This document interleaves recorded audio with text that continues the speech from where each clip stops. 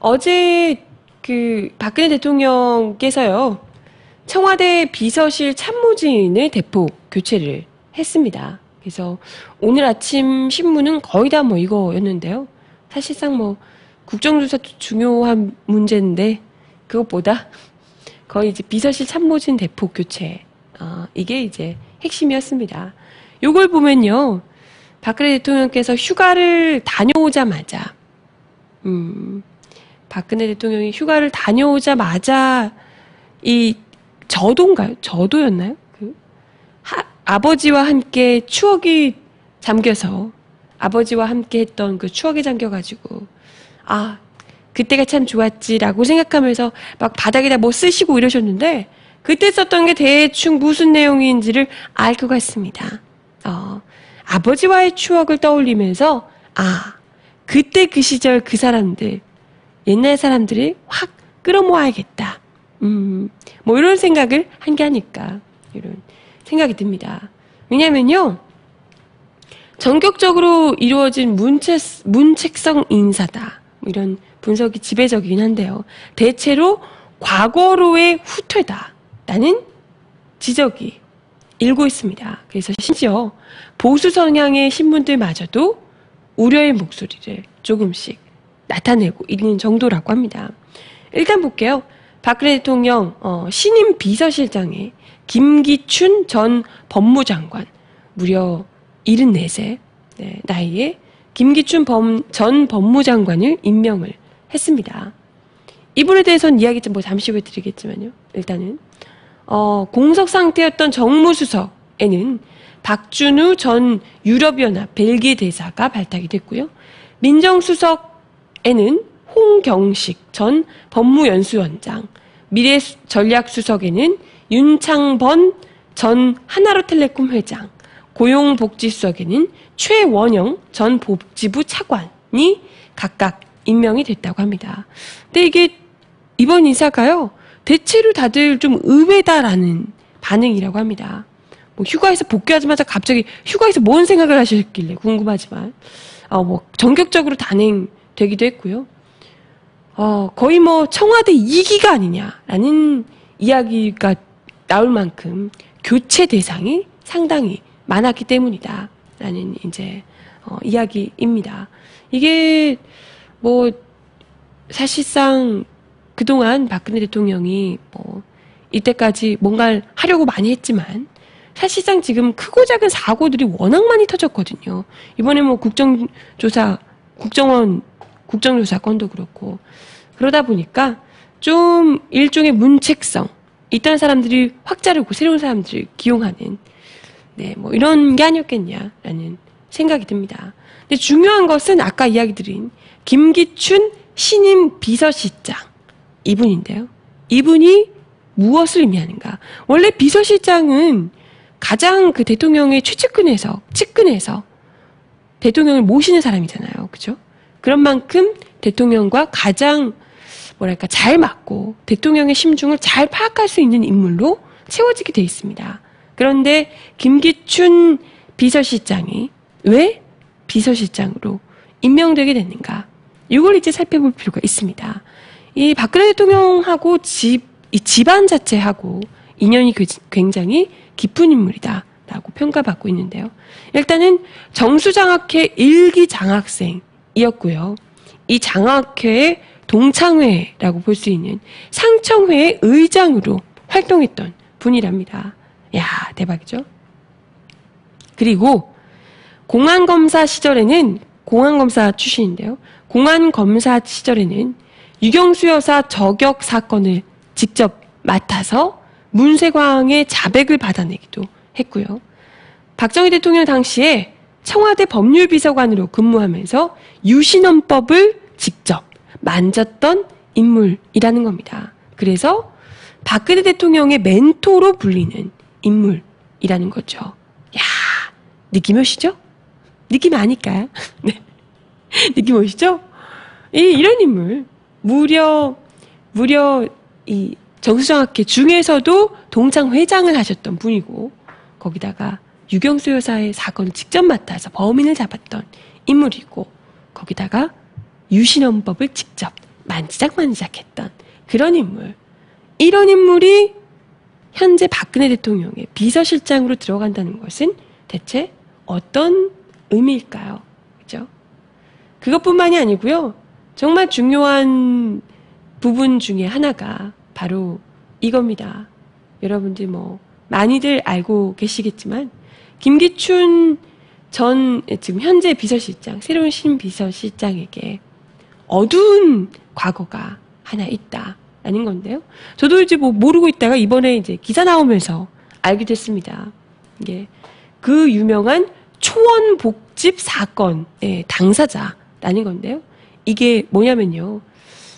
불법 관건 선거를 모의했던 장소가 초원복집이라는 곳인데 이게 이제 발각이 되면서 한바탕 난리가 났던 사건입니다. 간단하게 소개를 해드리면요. 1992년 제가 초딩 2학년 때 14대 대선, 이때 이제 김영삼 대통령이 당선이 됐죠. 14대 대선을 사흘 앞둔 시기 12월 11일 오전에 김기춘 법무부 장관을 비롯한 정부 기관장들이 같이 모여서 그때 당시 김기춘 당시 법무부 장관이었어요. 정부 기관장들이 부산의 초원복집이라는 음식점에서 비밀 회동을 가졌다는 거예요. 거기서 대선에 영향을 미칠 목적으로 지역 감정을 부추기기 위해서 어떻게 하면 좋을까 대책회의를 했다는 겁니다. 이때 한 8명 이렇게 모여 있었고요. 그 중에 이규삼 국가안전기획부 부산지부장 이런 사람들도 있었고요. 부산 지방경찰청장도 있고 이랬습니다. 그러니까 안기부의 경찰, 부산 지역 기관장 다들 모여 있고 법무부 장관까지 모여 있었다. 이게 지금 현재의 모습과 거의 오버랩 되지 않나요? 그죠? 국가정보원과 경찰과 지금 이번에 정권과 다 새누리당과 다 연계가 되어 있는 거잖아요. 그죠? 이런 사람들이 똘똘 뭉쳐서 선거를 조작하고 만들어냈던 것. 이때 당시에도 마찬가지입니다. 국가정보원과 그때 당시 안기부죠. 안기부, 경찰청장, 거기다가 법무부 장관, 여기 이게 지역 기관장 이런 분들까지 다들 모여서 대체 무슨 이야기를 어떤 조작을 불법 관권 선거 어떤 것을 하셨나 살펴볼 필요가 있겠죠. 그때 당시에 이제 김기춘 장관의 주재로 회의를 열었는데요. 이분들이 다들 보면 지금 아까 얘기드렸지만 안기부, 경찰청장 이런 분들입니다. 이런 분들이 누구보다도 선거 중립을 위해서 앞장서야 할 분들임에도 불구하고 김영삼 당시 민자당 후보의 당선을 위해서 지역 감정을 부추기고 정주영 통일국민당 후보 또 김대중 민주당 후보 등 야당 후보들에 대한 비방을 유포시키자라고 모의를 합니다. 이 자리에서 그 유명한 얘기 나오죠. 우리가 남이가 김대중이 되면 부산 경남 사람들 모두 영도다리에 빠져 죽자. 민간에서 지역 감정을 부추겨야 돼. 이런 이야기들 쏟아낸 것으로 드러났습니다. 특히 우리 김 장관님 지금 현재 비서실장이 되신 당시 법무부 장관이셨던 김 전 장관님께서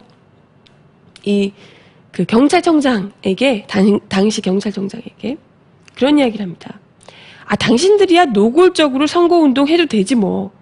우리 검찰에서도 양해할 것이 있고 이러면서 아예 부산 지역 경찰 총수에게 직접 불법 선거운동, 노골적으로 선거운동 하라고 권유까지 했던 겁니다.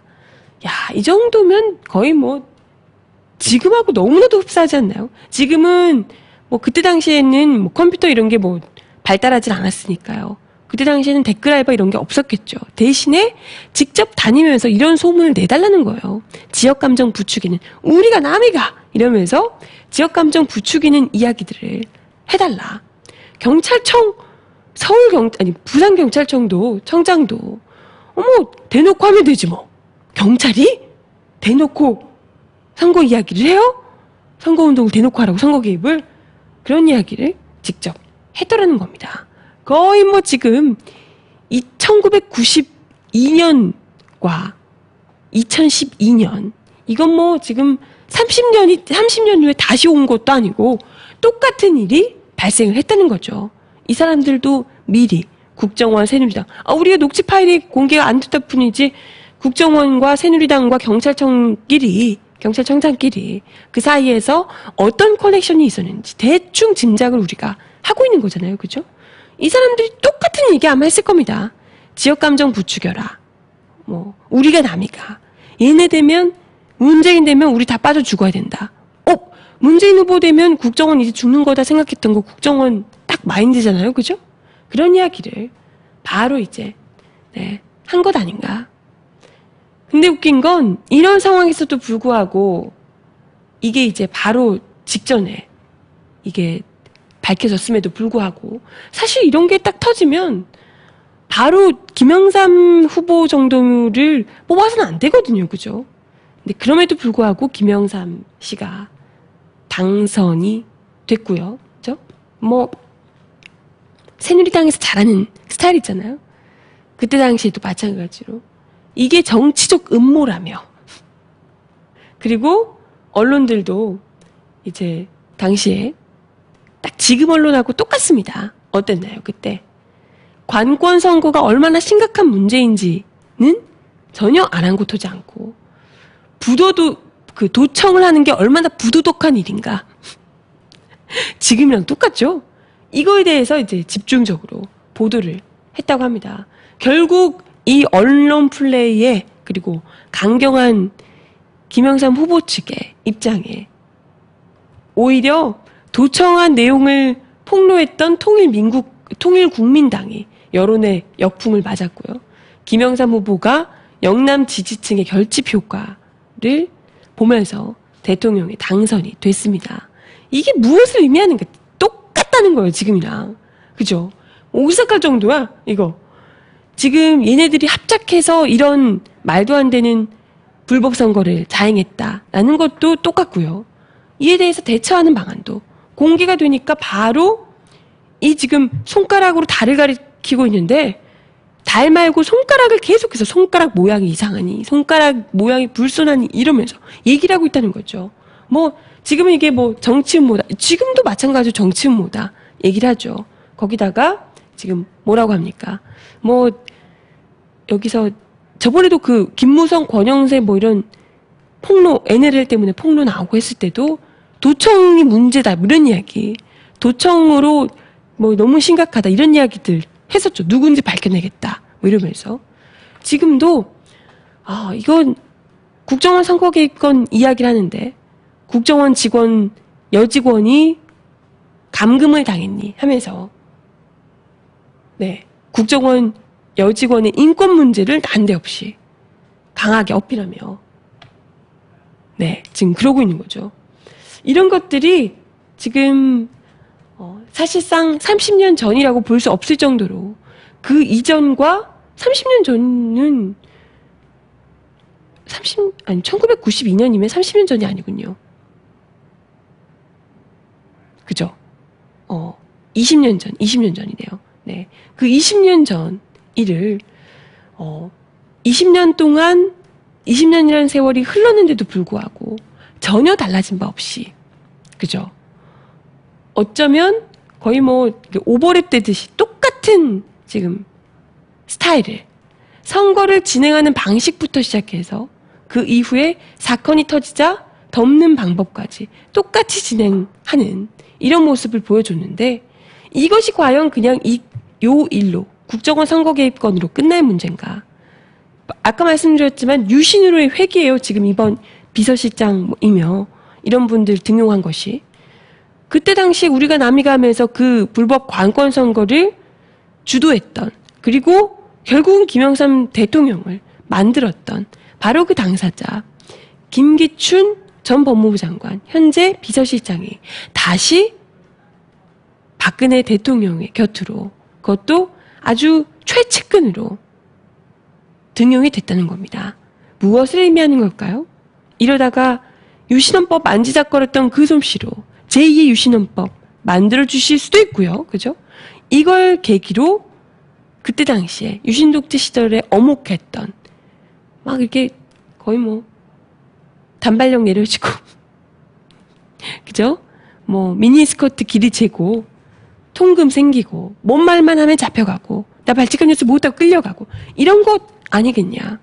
뭐 실제적으로 그렇게까지 일지는 모르겠으나 어찌됐건 전반적으로 그때 그 20년 전인지 30년 전인지 그때 20년 전에 있었던 관권 선거 뭐 뿐만이 아니고 그 훨씬 이전에 유신 독재 시절에 있었던 일들까지 다 끄집어내서 가져오지 않겠냐. 무덤에 이미 묻혔던 유신 독재를 다시금 끌려 나오는 첫 계기가 이번 뭐 이전에도 많이 있었겠지만 이 김기춘 전 법무부 장관을 비서실장으로 세우면서 바로 그러한 음모를 계략을 드러낸 것 아닌가 생각이 듭니다. 진짜 네 대박이죠 진짜. 아무튼 뭐 김기춘 비서실장과 오랜만에 또 이제 붙어가지고요. 박근혜 대통령께서 굉장히 또 얼마나 박근혜 대통령으로서는 고맙겠어요. 이렇게 저렇게 집안과 관련이 많이 있는 인물이고요. 왕년에도 열심히 애를 써주셨던 분이니까 그때 그 불법 관권 선거를 덮던 솜씨로 이번 국정원 사건도 덮어달라 이런 의도가 아닐까라는 생각이 들어요. 네, 좀비들의 환생이라고 얘기를 하시는데요. 네, 참 그러네요. 답답합니다. 아무튼 음악 하나 더 듣고 와서 이야기 들어볼게요. 이 노래 먼저 들려주시면 좋을 것 같아요. 린의 노래 시간을 거슬러.